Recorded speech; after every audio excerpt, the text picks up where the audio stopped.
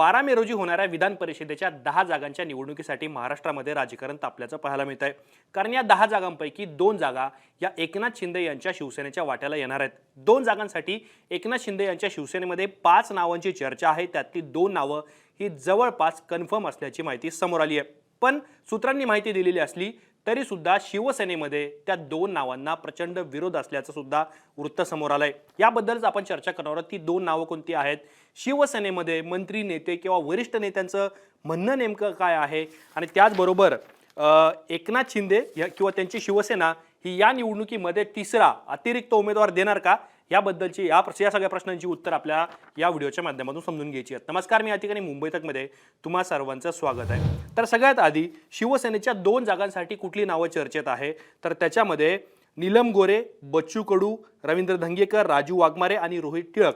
आता ही जी सगळी नावं आहेत ती सगळी वेगवेगळ्या प्रांतामधून आहेत आणि त्यांची एक राजकीय गरज म्हणून सुद्धा या नावांकडे पाहिलं गेलं पाहिजे। कारण नीलम गोरे या उपसभापती आहेत विधान परिषदेमध्ये, शिवसेनेचा प्रॉमिनंट महिला चेहरा आहे आणि त्यांनी अखेरच्या भाषणामध्ये ज्या पद्धतीने एकनाथ शिंदे यांचं कौतुक करताना उद्धव ठाकरे यांच्यावरती टीका केली त्याची सुद्धा चर्चा झालेली होती। त्यामुळं एक महिला नेत्याला संधी देण्यात यावी असा सुद्धा शिवसेनेमध्ये सूर आहे आणि एकनाथ शिंदे यांनी नीलम गोरे यांच्या नावावरती चर्चा सुद्धा केलेली होती। आता बच्चू कडू हे प्रहार शेतकरी संघटनेचे अध्यक्ष आहेत। आता ते मागच्या काही काळापासून राजकारणापासून थोडंसं दूर गेल्याचं पाहायला मिळालेलं होतं। त्यामुळं शिवसेनेच्या बंडामध्ये बच्चू कडू यांनी साथ दिली, मंत्री असताना ते गुवाहाटीला गेले, हा त्यांचा इतिहास आहे आणि त्यांना सुद्धा शिवसेनेकडून शिवसेनेच्या कोट्यातून विधान परिषदेवरती पाठवण्याची चर्चा सुरू आहे। तिसरं नाव रवींद्र धंगेकर यांचं।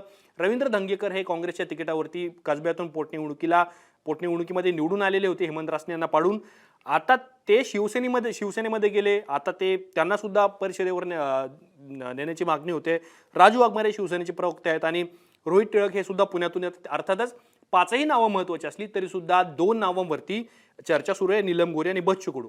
आता चर्चा जरी या 2 नावांची सुरू असली तरी सुद्धा या 2 नावांनाच शिवसेनेच्या वरिष्ठ नेत्यांचा विरोध असल्याची माहिती समोर आलेली आहे, नीलम गोरे आणि बच्चू कडू। आता बच्चू कडू यांच्या नावाला विरोध काय आहे, म्हणजे नीलम गोरे यांच्याबद्दलचे आक्षेप आपण पाहूयातच, पण बच्चू कडू यांच्या नावाला शिवसेनेतल्या वरिष्ठ नेत्यांचा विरोध असल्याची माहिती आहे। कारण काही नेत्यांचं असं म्हणणं आहे की बच्चू कडू यांचा शिवसेनेसोबत नेमका संबंध तरी काय आहे, संधी द्यायचीच असेल तर त्यांच्यासमोर काही महत्त्वाच्या अटी ठेवायला हव्या असा आग्रह हा शिवसेनेच्या वरिष्ठ नेत्यांचा आहे। त्या अटी काय आहेत, तर बच्चू कडू यांची प्रहार शेतकरी संघटना जी आहे ही संघटना शिवसेनेमध्ये विलीन करायला हवी किंवा विलीन करण्याची अट ही बच्चू कडू यांच्यासमोर ठेवायला हवी असं काही शिवसेनेच्या नेत्यांचं म्हणणं आहे, सूत्रानुसार जी माहिती मिळाली त्यानुसार। आणि त्यामुळंच आता दोन्ही बाजूंनी सुद्धा चर्चा होण्याची शक्यता आहे, अद्याप ही चर्चा झालेली नाहीये। त्यामुळं बच्चू कडू यांच्यासमोर त्यांची संघटना किंवा त्यांचा पक्ष हा शिवसेनेमध्ये विलिनीकरण करण्याची अट त्यांच्यासमोर ठेवा आणि जर त्यांनी ती मान्य केली तरच त्यांना शिवसेनेकडून विधान परिषदेवरती घ्या असं म्हणणं शिवसेनेच्या काही नेत्यांचं आहे। आता हे झालं बच्चू कडू यांच्या बाबतीत। दुसरं महत्त्वाचं नाव आहे नीलम गोरे यांचं। नीलम गोरे यांना सुद्धा शिवसेनेचे काही नेते आणि मंत्र्यांचा खास करून हा विरोध असल्याची माहिती सूत्रांची आहे। त्यानुसार त्यांचं असं म्हणणं आहे की राज्यसभा निवडणुकीमध्ये एकनाथ शिंदे यांनी ज्या पद्धतीने जो निकष वापरला तोच निकष या निवडणुकीमध्ये सुद्धा वापरण्यात यावा। जे नवीन चेहरे हे आपण राज्यसभेला दिले, म्हणजे आपण सगळ्यांनी बघितलं की ज्योती वाघमारे यांना एकनाथ शिंदे यांनी राज्यसभेवरती पाठवलं, ज्या शिवसेनेच्या प्रवक्त्या होत्या, तोच निकष इथे वापरण्यात यावा, म्हणजेच ज्योती वाघमारे यांच्यासारखा नवखा किंवा नवा चेहरा देण्यात यावा अशी मागणी शिवसेनेचे मंत्री आणि काही नेत्यांची सुद्धा आहे।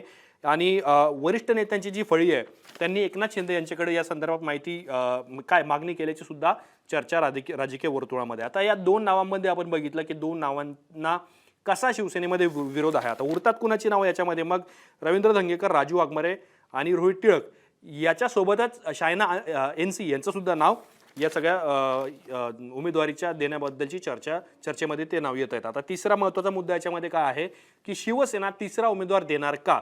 राजकीय वर्तुळामध्ये अशी सुद्धा चर्चा सुरू आहे की शिवसेनेकडे जवळपास 57 ते 58 आमदार आहेत, त्यामुळे त्यांचे 2 लोक किंवा 2 उमेदवार सहजपणे निवडून येऊ शकतात पहिल्या पसंतीच्या क्रमांकाच्या मतं घेऊन।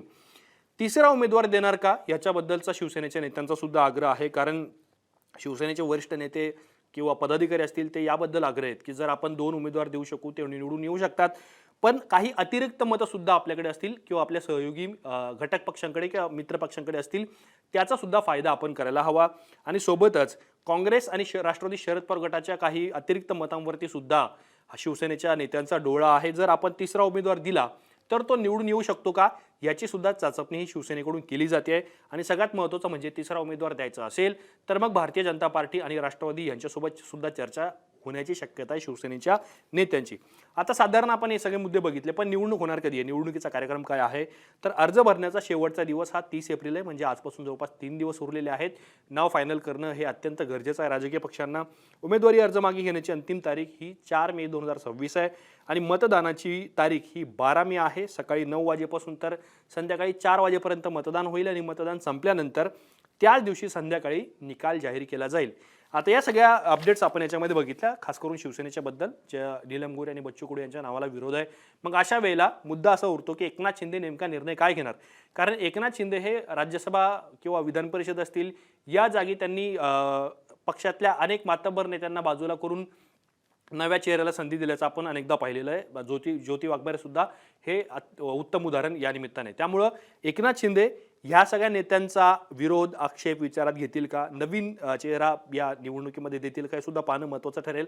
पण बैठकीमध्ये ज्यावेळेला एकनाथ शिंदे सगळ्या नेत्यांना सोबत घेऊन बसतील आणि त्या नावावरती परत एकदा चर्चा होईल, त्यातून काय समोर येईल हे सुद्धा पाहणं अत्यंत महत्त्वाचं ठरणार आहे. पण तुम्हाला या सगळ्या प्रकरणाबद्दल काय वाटतं, तुमची मतं आम्हाला कमेंट बॉक्समध्ये नक्की नोंदवा. आणि या संदर्भातले व्हिडिओ तुम्हाला पाहिजे असतील तर कमेंट्स व्हिडिओ सेक्शनमध्ये मुंबई तकच्या आणि लाईव्ह सेक्शनमध्ये सुद्धा तुम्हाला या संदर्भातले अनेक व्हिडिओ अनेक अपडेट्स तुम्हाला पाहायला मिळतील. हा व्हिडिओ पाहिल्याबद्दल धन्यवाद.